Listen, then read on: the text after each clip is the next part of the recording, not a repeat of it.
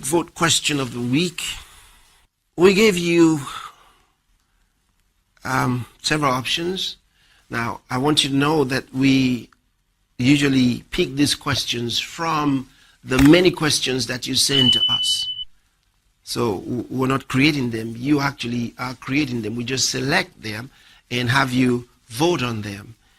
Now, the 4 of them here. Number 1, the age of accountability. You didn't choose that one. Is circumcision for today. That wasn't too impressive to you. And then was the evil spirit sent to trouble King Saul in 1 Samuel 16 from God? You didn't choose that either. You chose spiritual significance of a deja vu experience. Now, the term deja vu is a French term meaning already seen. It describes the feeling of having already experienced a situation previously. Some say it's an experience that comes through the gift of prophecy. Could a deja vu experience be the result of God revealing certain things to a person before the event occurred? Well, none of those last 2 suggestions make sense, because the deja vu experience really is backward looking than forward looking. You have the feeling that something that's going on, or there's something that you're seeing, you've experienced it before or you've seen it before. It's always backward looking. It's like, oh, I saw it before. It doesn't project into the future, and usually terminates without a connection.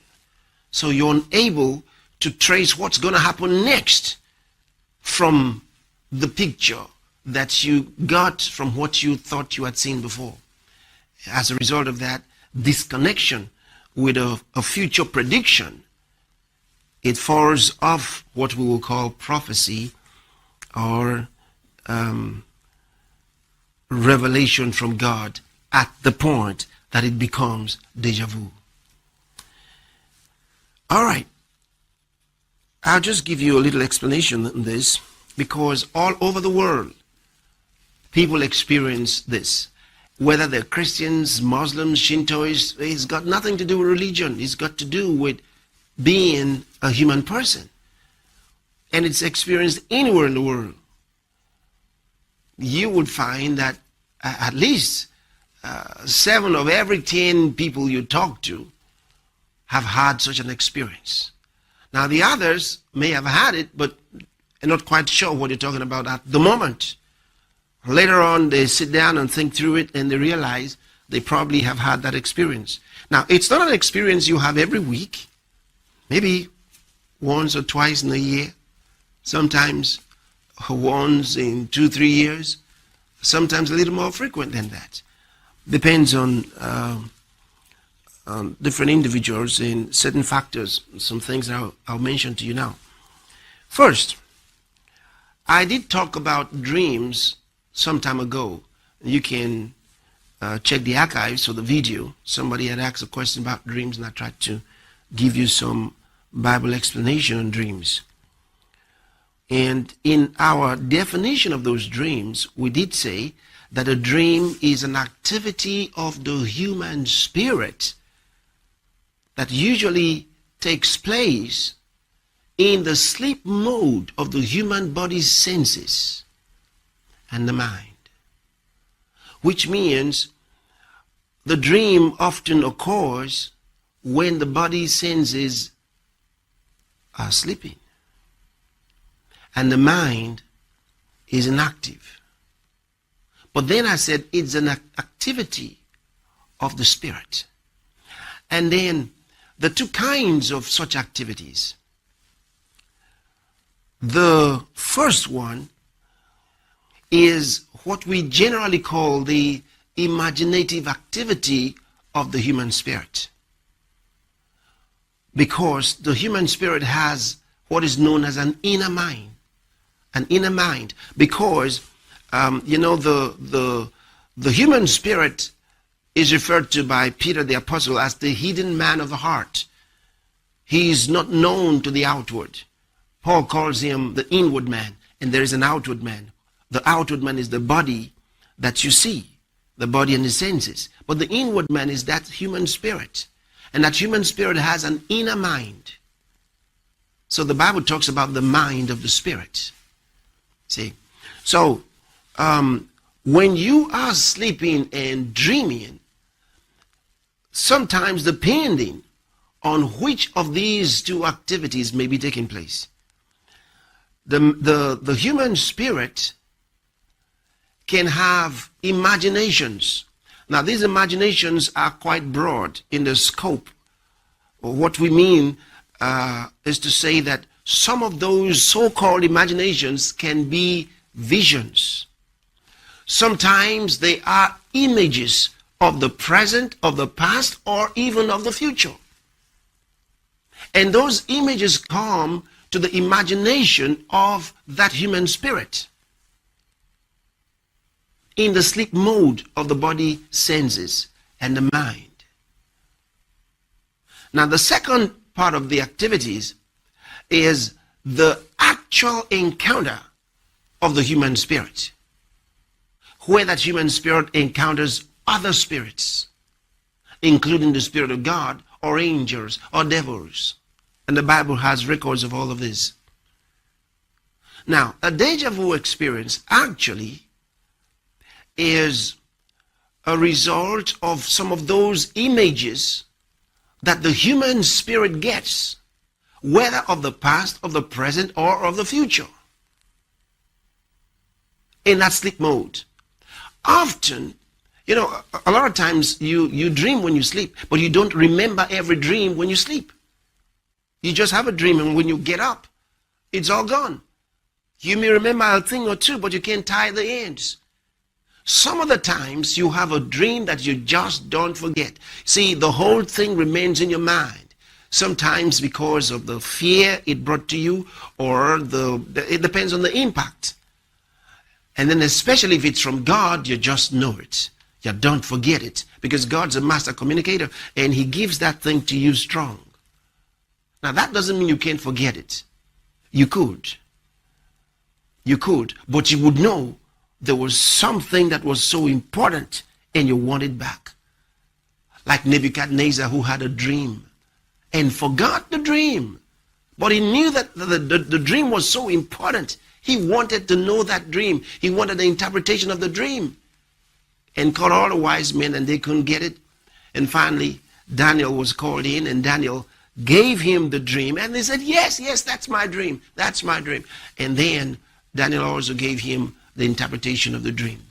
See, so sometimes you may forget, but even when you forget, you know that this was something that was so important to you, and it can come back to you through the agency of God's Spirit.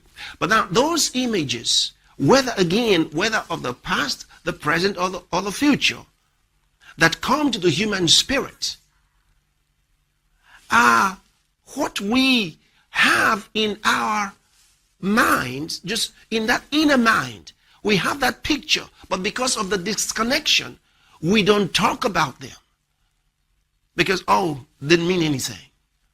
Then later on in life, days later, weeks later, months later, even years later, you find yourself in that very situation, and it connects with something you believe you saw. You have this feeling you saw it before, or you experienced it before, but you are unable to connect it to the past or to the future. Unable to connect it. And because you're unable to connect it, it can't be prophecy.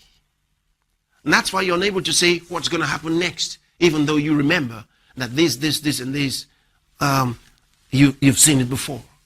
You're unable to connect it to the future to say, now, this is going to happen next. Reason because it was not connected for you at that time when you got it. See, but those are those images of the Spirit. Now, it's important for you to know, I said, the images of the past, the present, or the future. Some of us, now this happens to everybody because we're human spirits. I want you to remember that. We're primarily human spirits. Any human being is a spirit, primarily. And then he has a soul, and he has a body, and he lives in his body. So it will happen to anybody. But the human being has the nature of God. And because he has that, he was made in the image and likeness of God, which means he was made to look like God and to function like God. And so he has the capacity, once in a while, to have images of the past, images of the present, that may not be within his immediate environment. He may not even be involved in it. And then he can also hold images of the future. He has the ability. And we have these abilities developed in us to different degrees. Some have developed these abilities so much that you would think that they were prophets. And they may not even be prophets. That happened also in the Bible. There was a man named Ahithophel in the Bible, and we're told in the days of David that the man was so smart, he was so wise, he could give any counsel, and that it was so high with him, so refined, that when someone heard from the man Ahithophel, they thought they heard from God. His counsel in those days was as good as if you heard from God. That's what they thought. He was so smart. So people have developed these abilities to different degrees. And that's actually what happens with you when you have what is known as a deja vu experience. It's just another way of us realizing that we're human spirits indeed. Well, the question was the spiritual significance, and that's what I've just talked to you about. And there's so much more we could talk about this. And this was just to help you understand the source of it and how it works.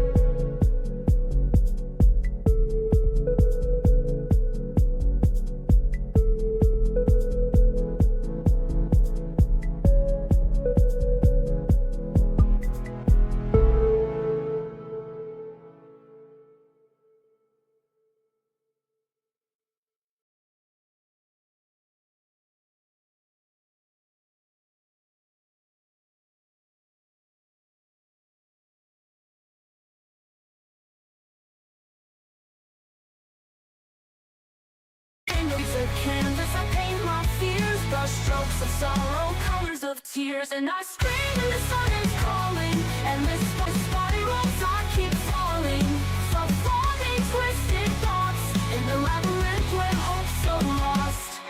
Muffled cries through the paper thin, walls of secrets where lies begin, false promises laced in sickening sweetness, fragile shells hiding endless bleakness. The cold wind softens, the rain subsides, hope's embers flicker, no longer heights.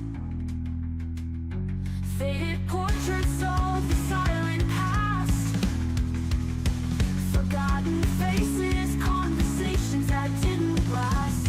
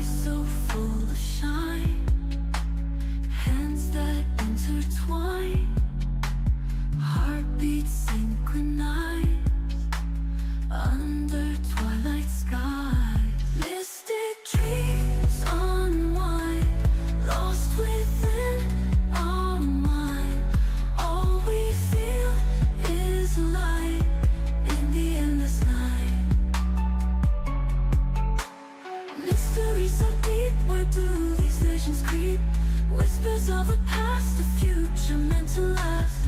Baby dreams unfold, stories yet untold, guiding hearts astray to find a brighter day. Misted dreams.